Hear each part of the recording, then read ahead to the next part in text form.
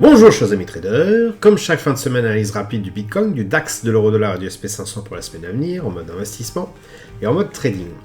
On commence tout de suite avec le calendrier économique de la semaine et une news assez importante, donc mercredi en fin de journée, sur les décisions de la Fed sur les taux d'intérêt US qui peuvent potentiellement faire beaucoup bouger la balance, notamment en termes de volatilité, mais aussi sur l'euro-dollar et bien sûr par effet ricochet sur les actions. Alors évidemment, on s'attend à une hausse de 0,75 points du taux d'intérêt. Je pense que ça, on n'aura pas trop de surprises. C'est plus tout ce qui va être lié à la déclaration de politique monétaire de la Fed qui va s'en suivre, dans lequel en fait je pense que les intervenants vont chercher à interpréter, trouver des indications sur ce que va continuer de faire ou pas la Fed sur sa stratégie justement de quantitative easing. C'est ça qui peut avoir un impact donc sur la volatilité, donc il faudra vraiment faire très attention, même éviter de trader à cette heure-là, et puis les heures qui vont précéder et suivre, puisque je pense que ce sera tout simplement invivable.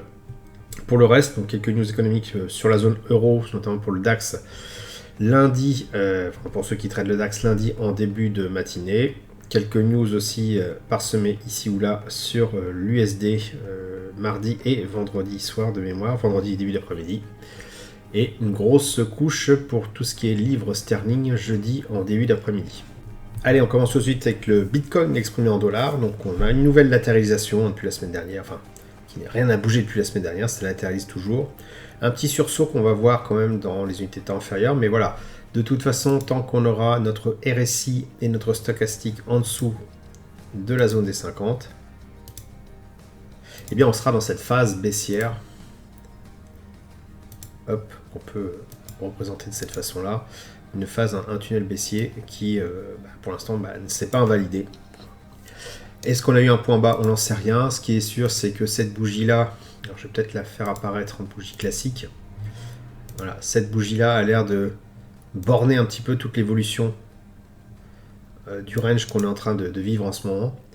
Et de toute façon, tant qu'on n'aura pas quitté cette bougie, eh bien, on sera bien en mal de dire si ça va remonter ou si la descente va reprendre.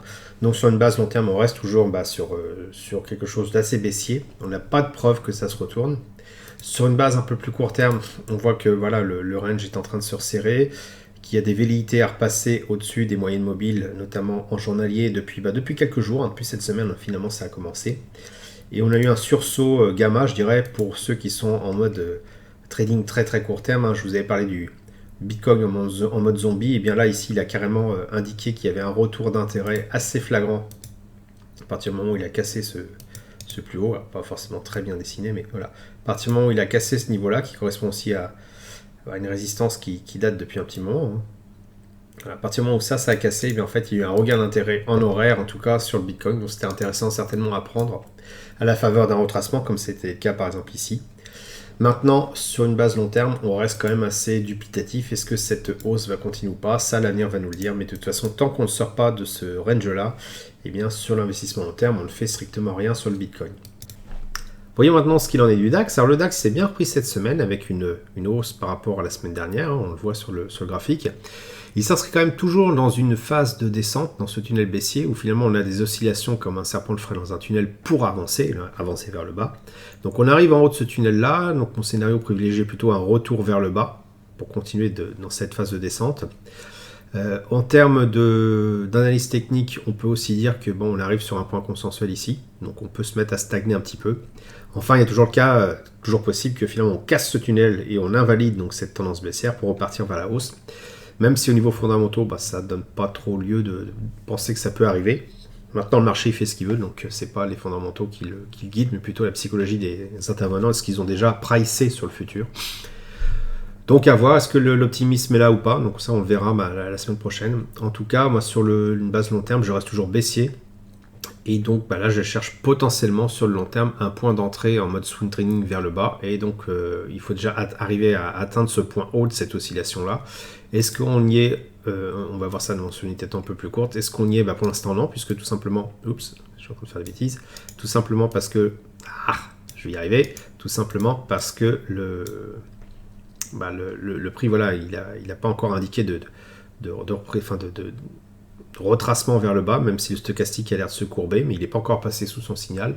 Donc c'est une chose qu'il va falloir guetter, je dirais, dès lundi.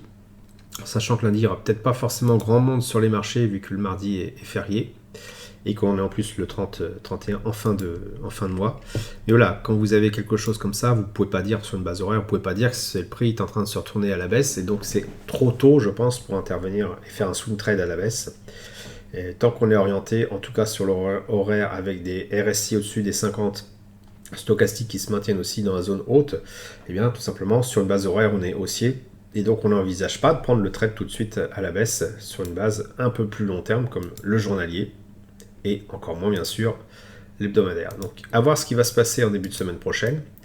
Je reste quand même sur ce scénario baissier sur le long terme et je m'inscrirai en tout cas dans cette vision long terme pour prendre un trade plus court terme sur la semaine à venir. L'euro-dollar, quant à lui, donc il s'est bien repris par rapport à la semaine dernière. C'est certainement en lien aussi avec l'annonce de la BCE sur les taux. On s'en doutait un petit peu. De toute façon, on était en bas du tunnel baissier, donc on s'attendait effectivement à une reprise avant certainement un retour vers le bas, donc quelque chose plutôt comme ça au niveau graphique, hein, un retracement et on continue de baisser. On voit que les volumes augmentent ici, donc il y a un réel intérêt, certainement un fight entre acheteurs et vendeurs. On peut se maintenir encore un bon petit moment en dessous de la parité, ou en tout cas aux alentours de la parité, parce que là on est vraiment au-dessus, on est pile dessus, hein, 0,99, on est vraiment pile dessus. La parité est à ici, là, donc j'aurais pu même tracer un trait là pour se repérer, mais on est dessus hein, pratiquement. À noter qu'on l'a touché, qu'on a été repoussé en fin de séance de vendredi vers le bas. Donc, ce qui laisse à penser que mon scénario effectivement de retracement puis de reprise vers le bas se maintient. En tout cas, tant que le RSI et le stochastique se trouvent en dessous de la zone de neutralité, ben, on reste baissier hein, sur cet actif. Sur une base plus court terme, donc on a pu voir que cette semaine, c'était pas forcément l'idéal pour prendre des shorts, hein, tout simplement parce que voilà, on a eu un retracement assez conséquent. Sur une base plus court terme, horaire, on voit déjà qu'on commence à avoir des faiblesses dans cette hausse, qu'on est arrivé au niveau de la parité pratiquement un petit peu au-dessus quand même de la parité 1,009, voilà, on le voit ici. Et très rapidement une réaction brutale vers le bas avec des volumes assez conséquents qui ne laissent pas trop de doute sur l'évolution des jours à venir sur l'euro-dollar, donc plutôt un retracement baissier. On voit que voilà, après cette hausse assez conséquente, en tout cas cette semaine avec le RSI au-dessus des 50, le stochastique qui s'est maintenu au-dessus, qui finalement était en train de traduire un petit peu cette hausse qu'on voit ici, là, dans ce tunnel-là. Et bien, qu'est-ce qu'on voit maintenant? On voit qu'on a un RSI qui a cassé sa zone de neutralité. Évidemment, il y a eu une jolie divergence. Bon, pas forcément super bien dessiné, mais on voit bien que par rapport ici, les prix font un nouveau plus haut. Le RSI, il fait pas forcément un nouveau plus haut plus bas, mais en tout cas, un nouveau plus haut au même niveau, ce qui laisse à penser qu'il y a des faiblesses. Il casse le RSI, cette zone de neutralité ici. Il revient dessus. Hop. Et il rebondit vers le bas. Donc ça, c'est vraiment le schéma classique d'un retournement de marché. Bon, là, c'est clair que c'est en horaire. C'est pas non plus sur le long terme. C'est pas en horaire qu'il faut regarder sur le long terme. Mais en tout cas, on a potentiellement atteint sur cette phase-là locale le point haut. Et on va certainement continuer à se retourner vers le bas. Donc stochastique et RSI en dessous des 50. Tant que ça se maintient, eh bien, la baisse en horaire va se maintenir aussi. Ce qui s'inscrit dans cette vision long terme que j'ai, qui est un peu à l'image du DAX, hein, ce qu'on a vu juste avant, qui est finalement quelque chose de baissier, qui n'a pas fini en tout cas de baisser, tout simplement. Concernant le SP500, donc on a eu beaucoup d'informations dans la presse indiquant qu'on avait atteint le point bas et qu'on allait forcément remonter par la suite, puisqu'il n'y avait plus... ça y est, c'était la fin de la crise. Moi, je ne partage pas trop cet avis-là, parce qu'effectivement, on a une belle hausse par rapport à la semaine dernière, une belle bougie haussière, là. Mais voilà, on a un stochastique qui est toujours au-dessous des 50, le RSI qui est toujours en dessous des 50.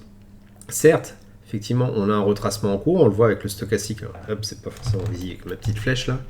Hop. Voilà, on voit avec le stochastique qui repasse au-dessus de son signal. Mais on l'a à chaque fois, ça. À chaque fois qu'on a une hausse, ça ne veut pas dire que c'est une hausse qui va durer éternellement.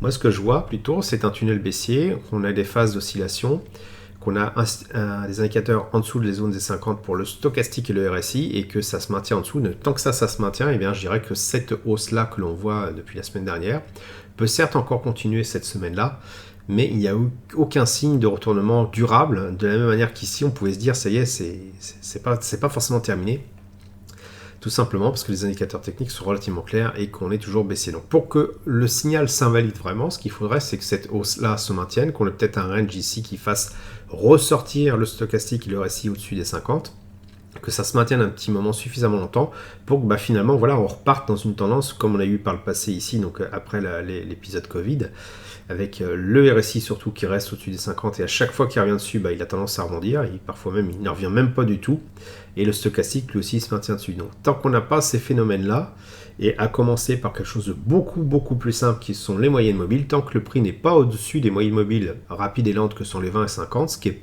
voilà, c'est pas le cas actuellement. Tant que ça c'est pas arrivé, il n'y a aucun lieu de penser que, eh bien, que le SP500 va repartir plein nord, que la crise est terminée. Donc on reste relativement prudent là-dessus. Sur le long terme, c'est pas le meilleur moment forcément pour entrer en position à la baisse, puisque effectivement, comme je le disais, on est dans une phase de correction vers le haut. Et donc à l'image du DAX et de l'euro-dollar qu'on vient de voir, il faudra attendre que cette phase de momentum local au niveau temporel se termine pour repartir vers le bas. Est-ce que ça se termine tout de suite? Donc, je pense que c'est relativement clair sur les graphiques. Eh bien non, tout simplement parce que voilà, on a une vague assez haussière. Sur une base journalière, on a le RSI qui frôle les 50, qui est en train de jouer avec. On ne sait pas trop encore si ça va repartir vers le bas ou si ça peut jouer encore un petit peu. Le stochastique, lui, amorce déjà une faiblesse, donc indique peut-être qu'on est arrivé en haut et qu'on va se retourner. C'est encore trop tôt. Sur une base horaire, eh bien, on est toujours en phase de hausse. Ça, c'est assez indéniable. Pas trop à se planter. Et donc, il n'y a pas lieu de penser que c'est le moment de repartir à la baisse tout de suite. Maintenant, comme je le dis, d'un point de vue macro, donc sur une base weekly, il n'y a aucune information qui indique que cette hausse que l'on a que depuis, allez, on va dire 2 semaines, eh bien, cela n'a aucune indication que c'est la fin de l'épisode de correction. Alors certes, c'est vrai qu'on a une correction depuis les plus hauts qui est assez conséquente. Au plus bas, on avait perdu 30%. Mais voilà, il n'y a aucune information qui indique que cette baisse s'est terminée. Je rappelle qu'il n'y a que 2 bougies vertes. Ici, on a eu quelques-unes. On a eu quoi? 5, 1, 2, 3, 4, 5 bougies vertes. Et puis c'est reparti à la baisse. Donc aucune indication que tout ceci est en train de repartir comme avant la crise. Loin s'en faut. Donc à défaut, si vous n'êtes pas très à l'aise avec ça, vous patientez un petit peu. Sinon, moi, ce que je comptais faire, c'est tout simplement attendre que cette petit momentum, ce petit bras de hausse s'inverse pour remettre une petite couche de vente sur le SP500. Voilà, j'espère que vous avez apprécié cette vidéo. Si c'est le cas, vous pouvez laisser un pouce pour m'encourager à continuer. Je vous rappelle que cette semaine, jusqu'au 6 novembre prochain, vous pouvez bénéficier du tarif de lancement de mon nouvelle formation Investir sans les graphiques pour pouvoir investir si vous n'êtes pas trop intéressé par l'évolution graphique des courbes, si le scalping, le trading court terme ne vous intéresse pas, mais que vous souhaitez quand même investir et pas forcément avoir des abonnements ou des besoins d'analyse technique complexe finalement pour comprendre l'évolution des marchés, eh bien cette formation est faite pour vous. Elle vous permettra au travers d'une méthode assez systématique et mécanique, bien finalement d'investir régulièrement sur les marchés. Donc tout ceci est accessible directement sur mon espace boutique, donc je mets le lien dans la description. En attendant, si ce n'est pas déjà fait, abonnez-vous à la chaîne YouTube et activez les notifications pour ne rater aucune nouvelle publication. Je vous dis merci et à bientôt sur le blog.